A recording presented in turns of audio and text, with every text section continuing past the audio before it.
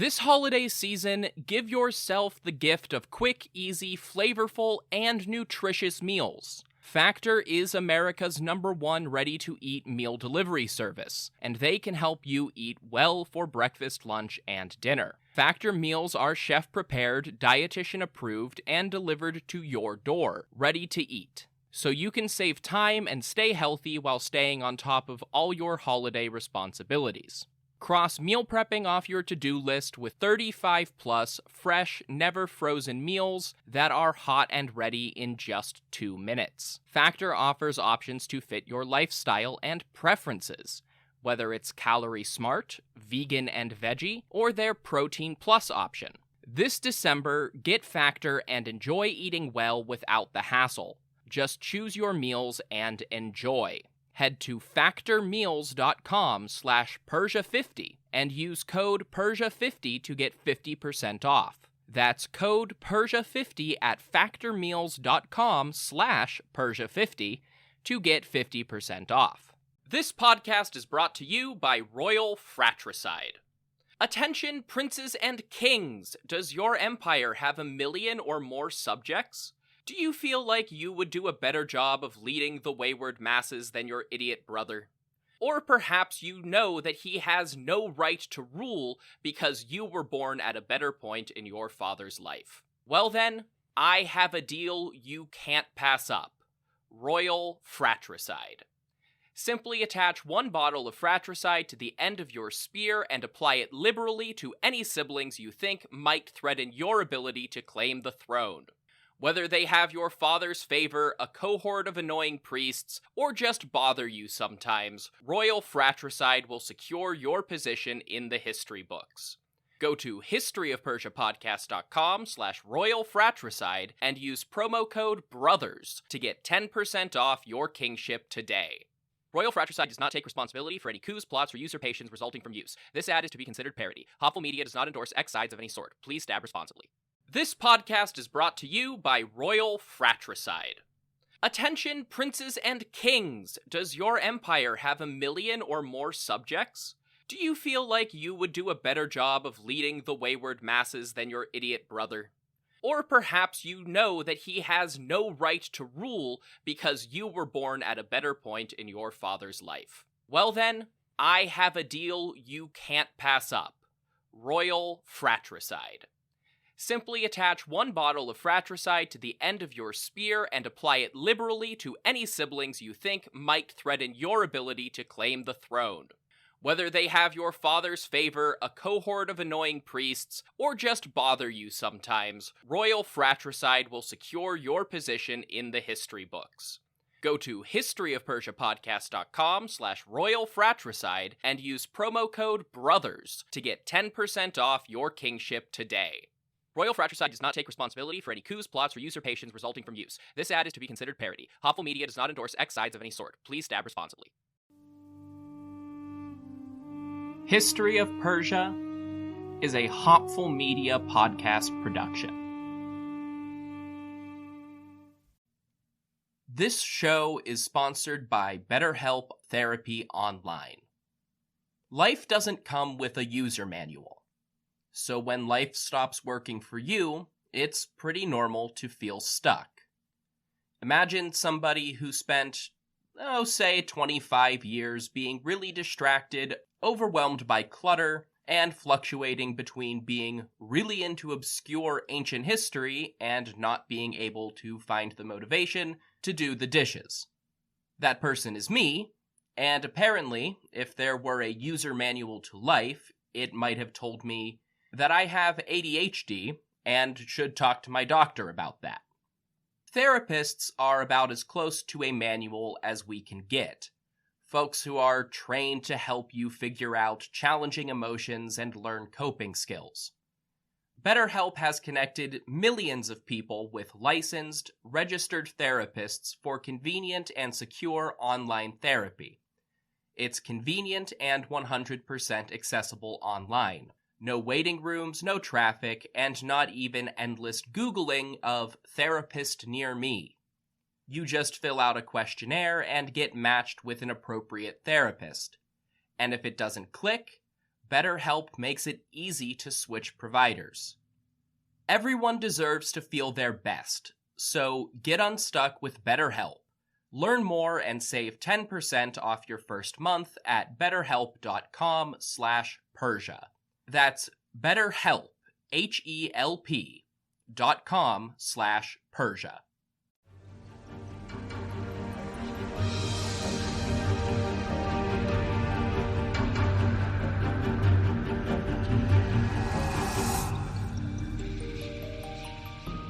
Hello everyone, welcome to the History of Persia, episode 67, The Empire of Artaxerxes.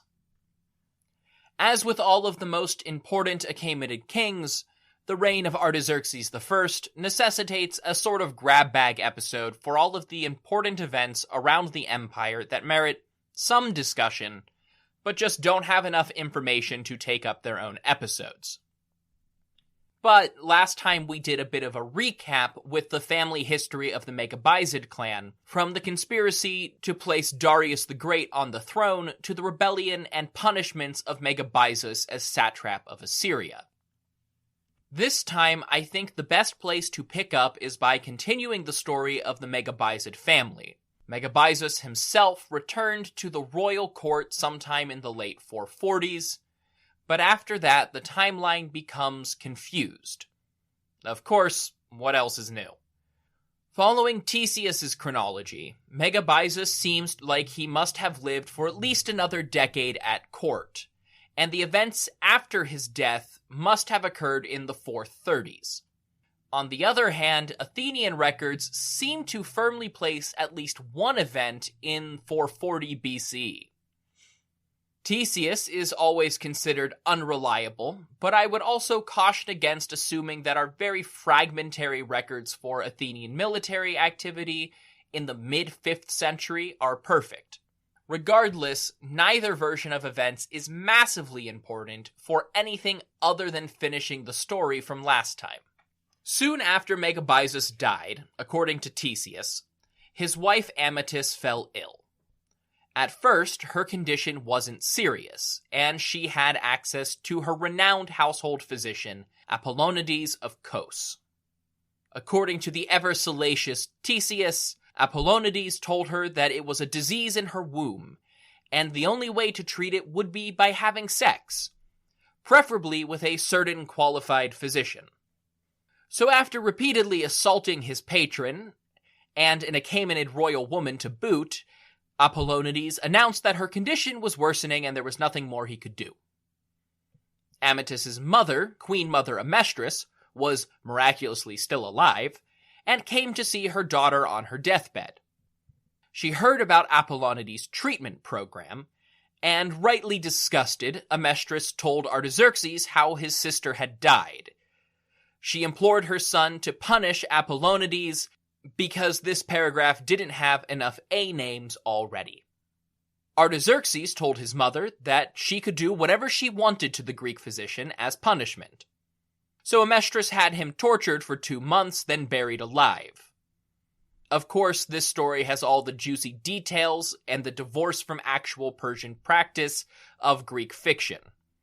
Once again, a story of burying someone alive seems directly at odds with actual Iranian beliefs regarding human burial. However, Theseus must have heard the story somewhere, and a kernel of truth at the core of the story would not be too fantastical. If Amytis died of some untreatable disease, maybe even a cyst or cancer in her reproductive system, and Apollonides was punished for failing to save the princess, well, it would hardly be a unique story of irrational rulers taking their grief out on a servant, would it? As I've said before, this is also the exact kind of personal power that the Achaemenid queen mothers could exercise in royal affairs. After Amytis and Megabyzus died, their son Zopyrus tried to revive his father's rebellion in Assyria. He was not nearly as successful as his father. His own brother, Artiphios, didn't even support him. None of our historians record any details about this rebellion, but from the bit of context in Theseus, it doesn't seem to have had any momentum. Zopyrus soon hopped on a ship in Phoenicia and defected to Athens as an exile, which I think is our first example of a disgraced Persian fleeing to Greece rather than a disgraced Greek fleeing to Persia. Artiphius remained an important figure in the Assyrian province, but he was not promoted. Understandably, Artaxerxes was no longer in a rush to put more Megabyzuds on a throne. Instead, he seems to have sent one of his illegitimate sons, Arsaces, to become the new satrap, though this is not stated explicitly. We just know that Arsaces was satrap a few years later. The extended royal family must have been quite surprised when Zopyrus reappeared in Persian territory a year later at the head of an Athenian war fleet that was really testing the limits of the Peace of Callias. Zopyrus led the Athenian invasion of Conus, a city in Caria on the southwestern side of Anatolia. The thing about Conus is that it wasn't called Conus by large parts of its population. It had been founded as Gibbet, an indigenous Carian city, and had seen lots of Greek immigration over the last century. So much so that the Greek name was starting to displace the Carian one. As such, the Athenians were really testing the waters of their peace with the Great King, because the Greek cities had been granted autonomy in the peace settlement. But Gibbet was not a Greek city. The local leaders said they would surrender to Zopyrus, but not his Athenian allies. They would accept a Persian ruler, but not the Delian League. Zopyrus was able to enter the city to negotiate, but the angry crowd inside the walls was having none of it. They began throwing stones, and somebody scored a lucky shot on Zopyrus's head. A random Conian citizen killed the renegade royal cousin, and Athens withdrew. According to Ctesias, the ever-vindictive Amestris had the culprit crucified for murdering her grandson. Rebel or not, he was still a royal family member, and though it often seems like these are grand political actors, they are also just a human family with an excess of money and power. This is where the timeline gets confused, though. Athenian records mention attack on Caunus in 440, whereas Ctesias' timeline makes it seem like Zopyrus was there in the 430s. It is entirely possible that Athens attempted to take the city twice, and equally possible that Ctesias just put his stories in the wrong order. At the very least, it's an opportunity for me to jump back to the late 440s. While a second Athenian attack on Caunus is speculation on my part, we can definitely say that the Athenians assaulted the Carian city in 440. In all likelihood, this was a stress test of the Peace of Callias, in retaliation for Persia testing its own limits the year before. The 440s were understandably a tumultuous decade for the Greek cities that suddenly found themselves in a strange sort of custody-sharing arrangement between the Athenian and Persian empires. Between the Peace of Callias and the end of the First Peloponnesian War, Athens was looking pretty weak. So rather than bringing their armies home for much-needed rest, the Athenians had to keep sending out fleets all over the Mediterranean to forcibly disarm their allies and keep them in the Delian League. Miletus, always the rebel, had to be subdued twice in 450 and 446. After the second time, the Milesian military apparatus was almost entirely disarmed, saved for the very basics of a local militia, which made it a problem when Miletus ended up in a territorial dispute with the island of Samos, which was still largely independent of Athens in 441. The Athenians had to intervene on Miletus's behalf and invaded Samos. Athens was so spread thin and anticipating other revolts that they only sent 40 of their 250 or so ships. These ships were under the command of a new character for us, but someone who has been dominating Athenian politics for about 20 years at this point. Meet Pericles. Pericles was the son of Xanthippus, who commanded the Athenian fleet at Mycale in 479. He had been serving as an Athenian general for years and had risen to become the de facto leader of Athens and the Delian League when Cimon was ousted in 461. The importance of Pericles in Athenian history is hard to overstate. His reforms and building projects came to define classical Athens. However, he's actually only tangentially relevant to the history of Persia, so you'll mostly just have to wait for casting through ancient Greece if you want more about Pericles. What you need to know about him for our sake is that Pericles is the leader of Athens, the very top of their military and political hierarchy, and he just landed on Samos. Around the same time, Artaxerxes the Younger finally died and had to be replaced as satrap of Lydia. We haven't heard much from Artaxerxes since Xerxes first invaded Greece, but Darius the Great's nephew has quietly been ruling from Sardis since the mid-480s. When he died, power passed to one of Darius's grandsons, from a relatively unknown branch of the royal family named Pissuthnes. Artaxerxes died around the same time as his northern neighbor and another old friend of the podcast, Artabazus, satrap of Phrygia. We've seen Artabazus more recently, from leading Persian troops on repeated journeys through Thrace to acting as the chief opponent of Athenian aggression in the Persian Empire. Artabazus has also been around for a while, but he must have died sometime around 440 and was succeeded by either his son or his grandson, neither of whom took an active role in the conflict as he had. Instead, Pissuthnes became the new leading figure in the Cold War with Athens. One of Pissuthnes' first acts as satrap was to intervene on Samos. Of course, Pissuthnes was officially forbidden from sending an army or a fleet to his own Greek coast, so he sent the Samian oligarchs a boatload of gold to hire mercenaries, which coincidentally happened to arrive at the same time as 700 mercenaries from inland Lydia, looking for work. What are the odds? The oligarchs' existing army and their mercenaries marched into Samos and pushed the Athenians out. Many Athenians were captured and sent to Pissuthnes as captives for no reason, we swear. Athens sent a few more ships, but there were other cities in revolt now, crucial cities to the Athenian political project. Byzantium, which controlled the flow of grain from the Black Sea, was in open rebellion, and Mytilene, on the island of Lesbos, was courting Spartan support. Pericles, outnumbered, squared off with the Samian navy and managed to pull off a victory at sea, but the Samian forces and their mercenaries pulled back to their city walls to wait out the Athenian siege. As this was happening, Sparta called for a congress of the Peloponnesian League to debate intervening in the Aegean islands, and a terrifying rumor swept through the Athenians on Samos. The Persian fleet was coming, the peace was broken, the war with Artaxerxes was back on, and the Peloponnesian War might resume at any minute. Pericles had to act.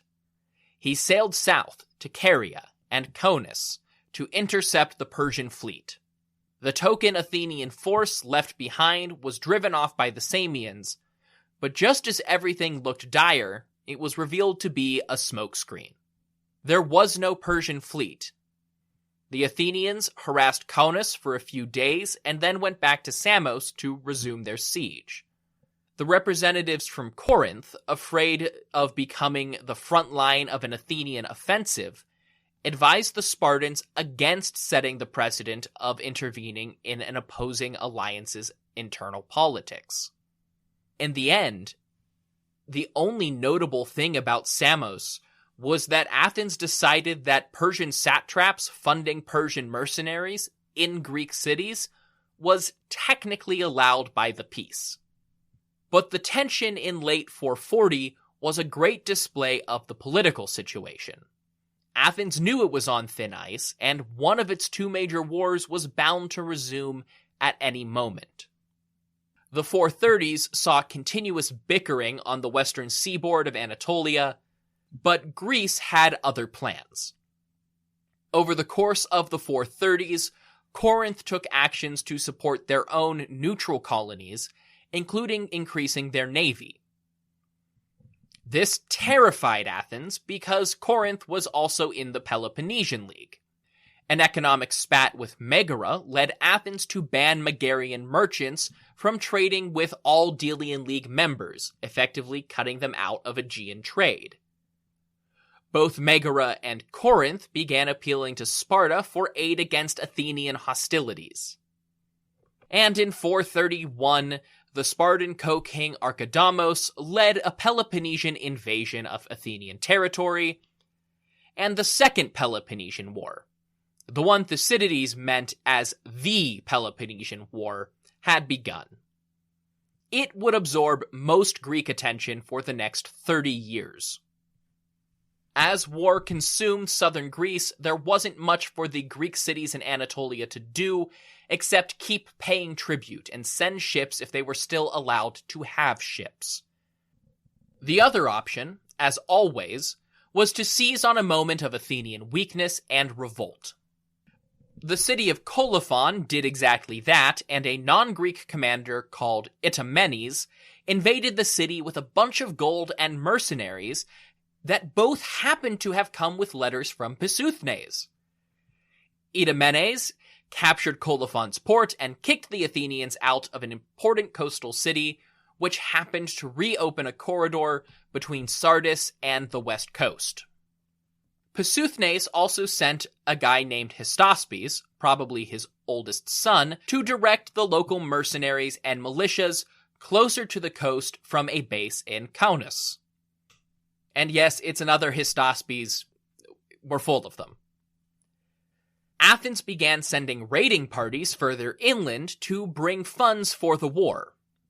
Hystaspes organized some local militias from Caria and the surrounding region to go to Magnesia on the Meander and wipe out some of these Athenian raiders. In 430, a squadron of 6 Athenian ships was raiding along the rivers in Lycia on the south coast of Anatolia when King Trabimi of Xanthus attacked them and wiped out this raiding party as well. At this time, Lycian cities disappear from Athens' tribute lists. Whether Trabimini was acting with Hystaspes' support is unclear. If Zopyrus' attack on Kaunas was a second Athenian assault on the city, it was probably in direct response to what Hystaspes was doing as the Persian leader of local resistance in the late 430s. Pissuthnes' actions probably could have been mistaken for direct hostility to Athens, but from his own perspective, he was securing his satrapy.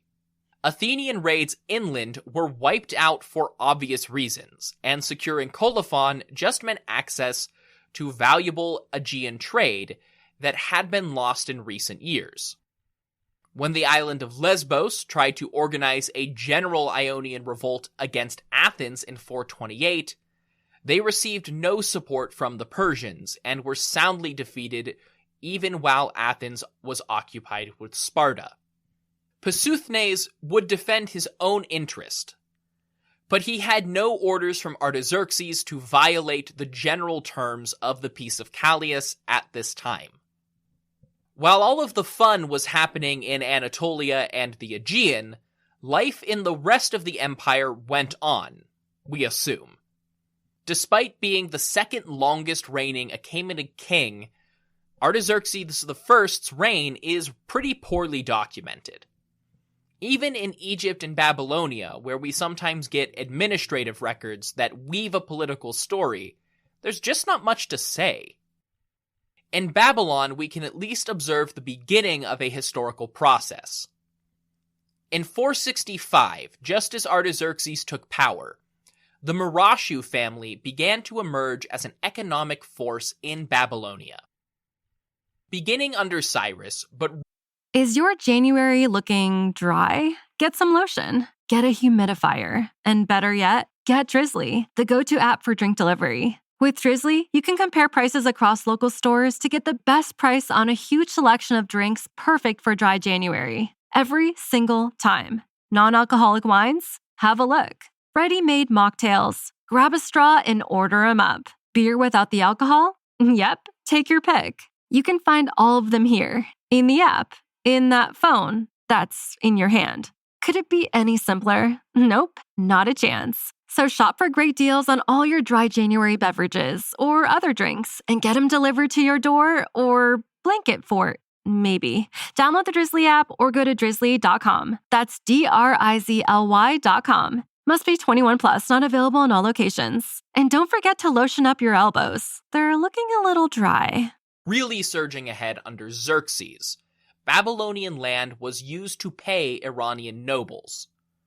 A huge amount of Medes, Persians, Sakai, and interestingly Aryans from the region around modern Herat were all given land in Babylonia. These land grants were often massive plots surrounding a city, which would be very expensive to work, and under Babylonian law, all farmland had to be worked.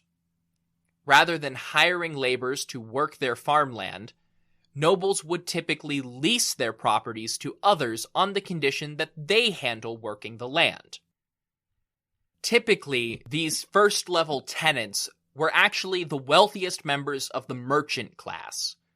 Rather than renting to actual tenant farmers engaged in agriculture, the nobility rented to middlemen who acted as property managers.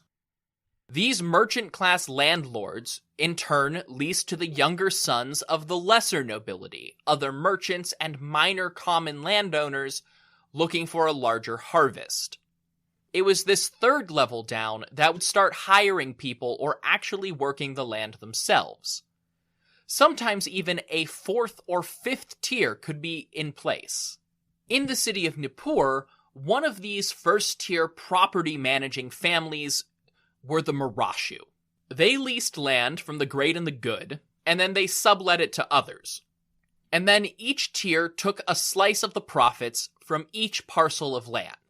The Murashu rapidly expanded their operation to act as the primary tenant for more and more noble landowners, especially those who preferred to live in Babylon rather than on the land they owned in Nippur.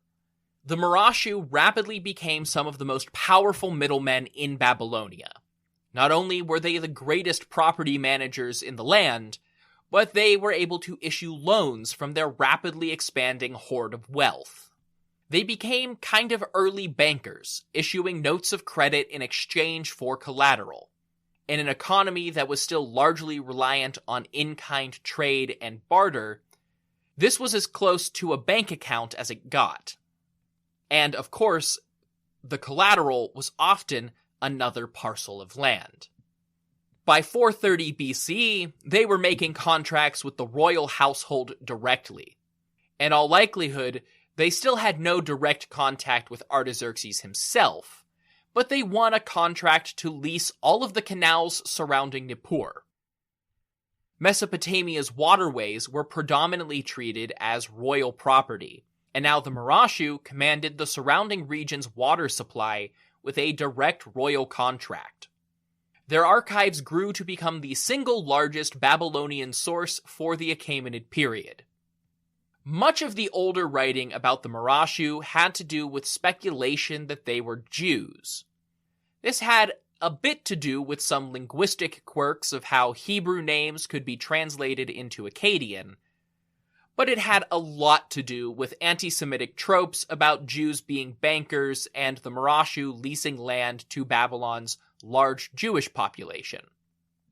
But you know what? Screw it. I can also use that as a transition to start talking about Judea, since I don't have a better idea and it needed to be addressed. In Judea, the timeline is massively confused because the authors of our primary biblical sources, the books of Ezra and Nehemiah, don't use regnal numbers. There's no indication whatsoever if the text is referring to Artaxerxes I, II, or even III, though third and fourth are both much less likely. The problem is even more confusing since Ezra and Nehemiah are a combination of between 1 and 5 texts depending on how you examine it. The most traditional outlook, as used in the Jewish canon, is that the whole text is a single book from a single author, usually identified as Ezra, a Jewish community and religious leader in Judea who is credited with things like formalizing the written Torah during the early Achaemenid period. This was already established by the 2nd century BCE. Medieval Christian tradition increasingly noticed 2 distinct sections within Ezra and split the second part into Nehemiah. Modern scholars have noticed 2 distinct sections in each of the 2 books. I'll deal with Ezra and Nehemiah more as part of the series on Artaxerxes II, just because it will be easier to address some of the controversies if you know who Artaxerxes II is. However, at least one small section of Ezra does seem to be dated to the reign of Artaxerxes I, or at least the creator of this section thought it belonged in the reign of Artaxerxes I.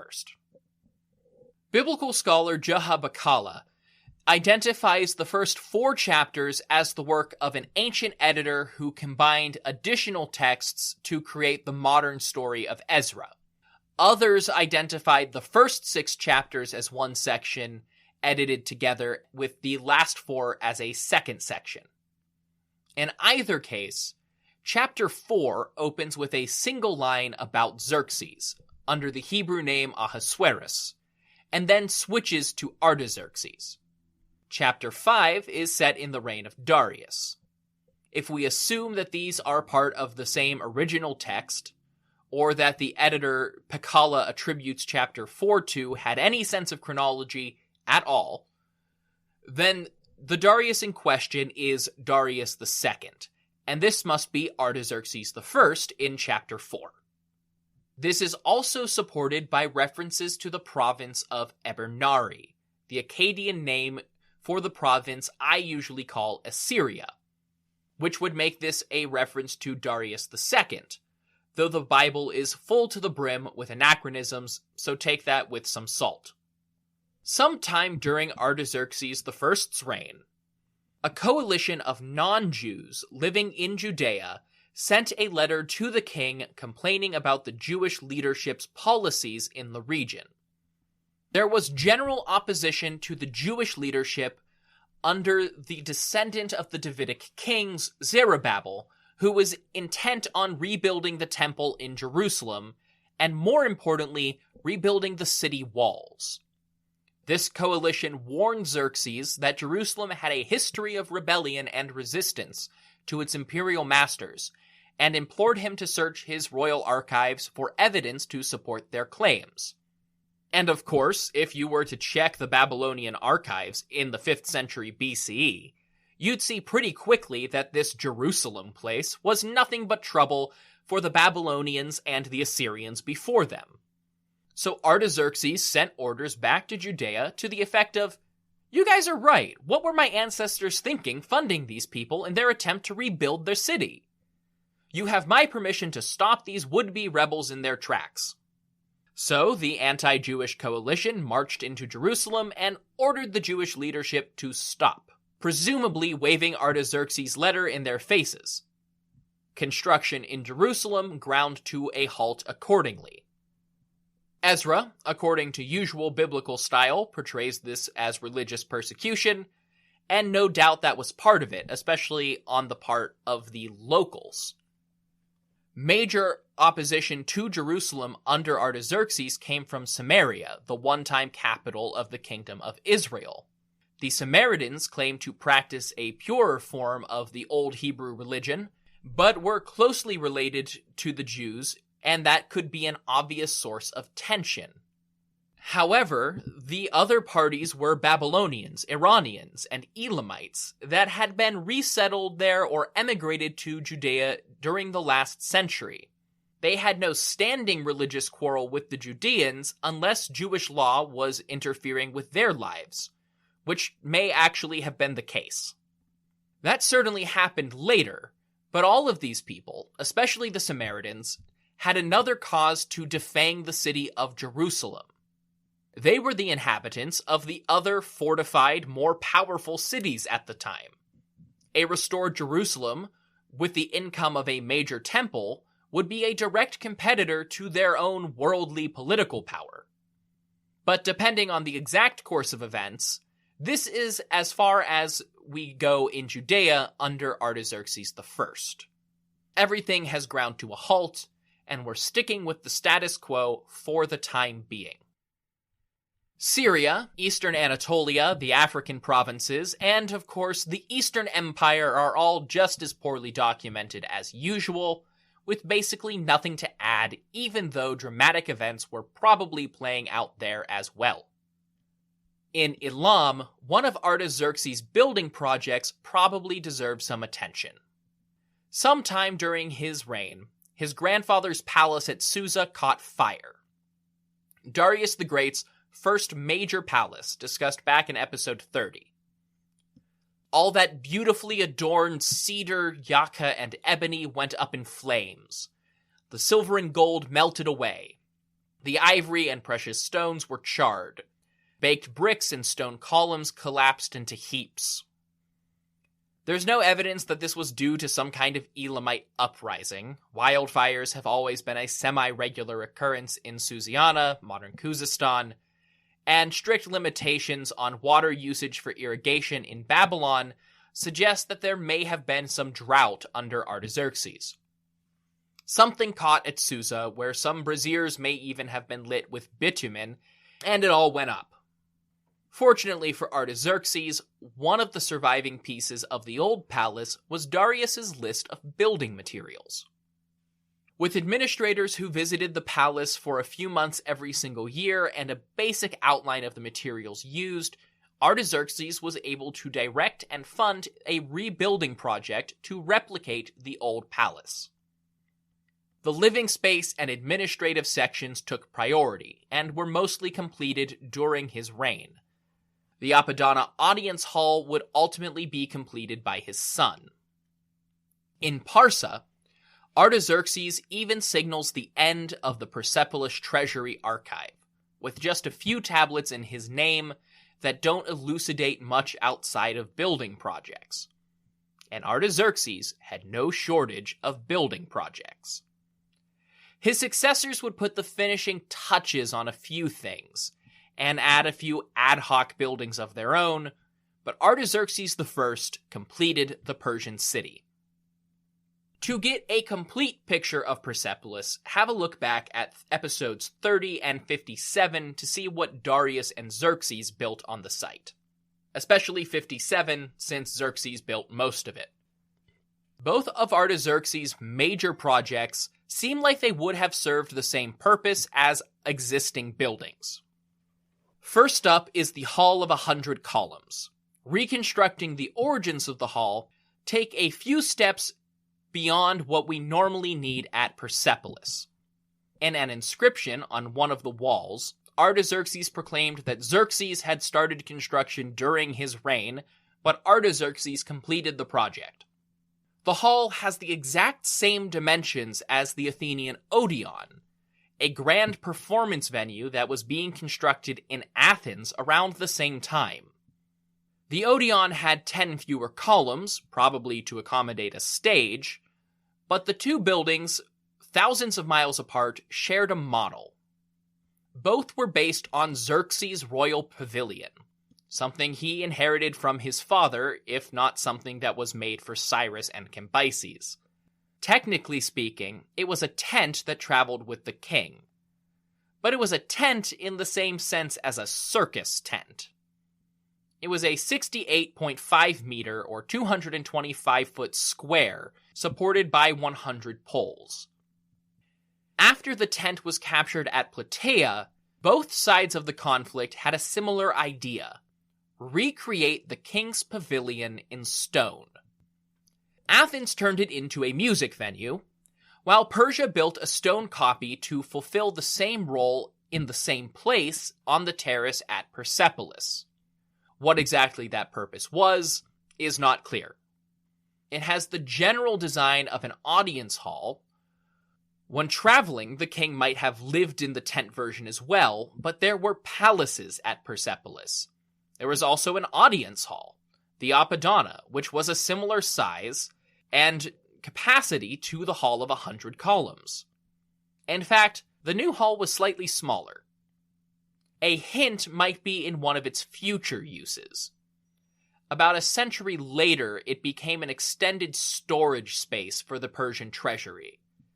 As the king's traveling residence, the original tent may have acted as a sort of trophy room, housing some of the king's most prized personal belongings on public display. In that case, the Hall of 100 Columns may have been a more personal or more impressive audience space for the Achaemenid kings. The new hall extended Xerxes' palace complex into the northeastern quadrant of the terrace. There was a narrow alley separating it from the treasury to its south, and it connected to Xerxes' palace at its southeastern corner, a passage for the king to exit and enter out of the pavilion through a back door. The southern, western, and eastern walls were all lined with small chambers, either for storage or maybe breakaway meetings. The official entrance was on the northern side of the hall, facing the wide open space of the northern terrace. This grand entrance was flanked by a pair of bull statues, and the whole hall was decorated with the usual Achaemenid motifs of tribute bearers, soldiers, kings, servants, and winged discs. On the far western edge of the terrace, Artaxerxes completed another project started by his father. For some reason, this was another palace. Like Darius's original palace, and unlike the so-called harem of Xerxes, this was a smaller residential affair. It was located just south of Darius's palace, with an open courtyard in between, and the fortification wall on the eastern side. The front was a covered porch with columns which led to a small throne hall or reception area. The back of that reception area exited out into a courtyard lined with still more columns, which might have supported an awning on sunny days. On the southwestern corner of the courtyard, a decorative facade was added to the fortification walls. This rear courtyard was also a way to access the corridor between the audience hall in Xerxes' palace and the apartments or storage rooms on the southern edge of the complex. It also provided access to a very narrow alley that ran between Xerxes' audience hall and the eastern wall of the new structure. Inside that wall, within Artaxerxes' new palace, you would find just a couple residential rooms. One large room, two smaller ones, and a connecting hall based on most reconstructions. This seems like a step taken to accommodate the growing royal family. This last palace was just enough to accommodate the king himself and his most immediate family members, or a royal wife and her legitimate children, say, the mother of the heir. Darius's palace and the residential spaces of Xerxes' palace could then host other members of the royal family and their entourage. The rest of the work done at Persepolis under Artaxerxes I was almost entirely stuff that screams finishing touches. An extra row of columns was added to the parade route courtyard between the Apadana and Xerxes' audience hall. Additional fortification walls were built around the southeastern side of the terrace, and a new retaining wall was added to the mountains on the eastern edge of the platform, ending in a sort of watchtower in a recessed part of the mountain. Some additional rooms were built to the east of Darius's original treasury, attached to a monumental gate that had gone largely unused for most of the last 60 years. This may have become the chancellery offices of the Persepolis administration, or just additional storage with an unusually grand entrance. Finally, Artaxerxes oversaw the true finishing touches. Final decorations were added to the grand staircase that led down to the surrounding plains, and the rear entrance stairs used to bring workers and equipment into the complex were sealed off with a final section of walls. Cleaning up the entrances was the most definitive signal that the major construction was complete. I imagine those first few days without bricklaying, hammering, and scaffolds contained a kind of eerie silence as Darius's Persian city was finally completed, almost a full century after construction first began. Well, I'm never going to get a better ending than that, so I'll just tease that next time we start the wrap-up phase of Artaxerxes I, so we're going to take a break from any direct storytelling and talk about religion. Until then, thank you all so much for listening. If you want more information about this podcast, you can go to historyofpersiapodcast.com. There you'll find my bibliography, the Achaemenid family tree, and the support page. That's where you can find ways to financially support this project, like one-time payments through Stripe and Patreon subscriptions. If you go to patreon.com/historyofpersia, you can get access to things like bonus episodes and ad-free listening for a monthly subscription and help keep this podcast afloat. Of course, there's other ways to support the show, like getting other people to come listen to the podcast. Share it on social media, where you can find me at History of Persia Podcast on Facebook and Instagram, or just History of Persia on Twitter. Until next time, thank you all so much for listening to The History of Persia.